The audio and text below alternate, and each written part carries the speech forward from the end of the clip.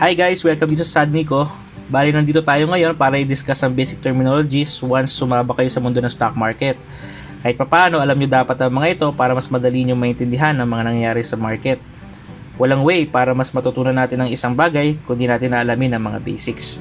Pero bago yan, pakiclick ang subscribe button pati na rin ang notification bell para sa mga videos tulad nito.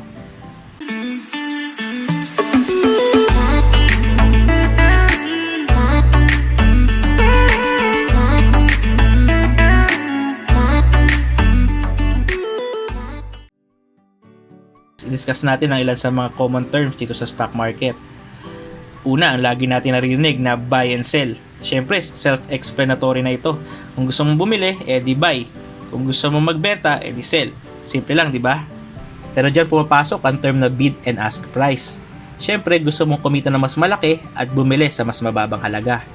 Ito isang halimbawa kung gusto mong bumili ng ISM or ito yung third telco natin.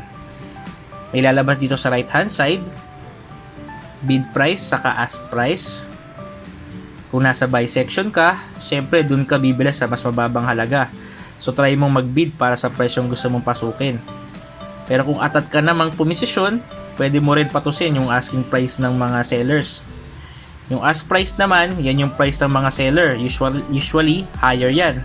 Syempre gusto ng mga seller mas malaki ang kita nila. Pero kung willing ka bumili agad, pwede mo na i-indicate dito yung asking price ng mga seller kung sa tingin mo may chance pang umangat yung stock na napili mo.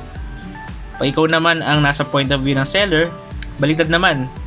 Kung gusto mo nang ibenta agad-agad at ayaw mo na magantay, pwede mo i-indicate yung bid price ng mga buyers. Next, talakayan naman natin ang hayop sa stock market, ang toro at ang oso. Joke lang. Siyempre, bull saka bear. Dalawang naman yan Ang bull o bullish market kung tawagin ay going up or sa tingin nila yung isang particular stock ay aangat. At ang bear or bearish market naman, kung sa tingin nila ito'y bababa. Isang tool na ginagamit ko dito, yung Instagram. Hindi Instagram baka malito kayo. Siguro talakayan natin ito sa mga susunod na episode. Dito makikita mo yung mga data na kailangan mo para ma-assess kung probably aangat or bababa yung stock. Total, nandito na tayo. I-discuss natin yung graph dito. Particularly yung candlestick kung tawagin. Nakita nyo yung red and green? Yung red, pababa, at yung green, pataas. Pero there's more to it. Check natin yung green. For example, itong si Web. Noong May 31, 2019, green siya. Yung pinakababa ng bar niya is equivalent to 3.32.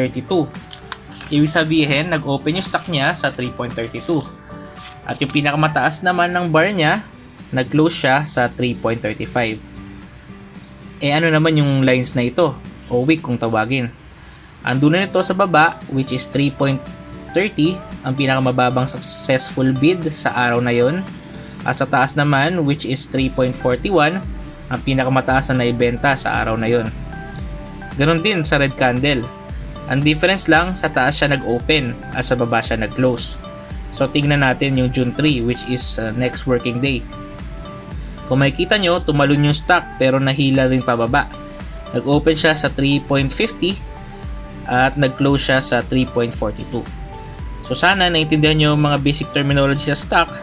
Sana marami kayong natutunan, especially sa mga newbie traders like me. Kung di ka pa nakakapag-subscribe, ano bang hinihintay mo? Click mo yung subscribe button, pati ang notification bell para sa mga videos tulad nito. Kung nagustuhan nyo yung video, give it a thumbs up and share. Next time, balik tayo sa first love ko, which is art. Kita ulit. Peace!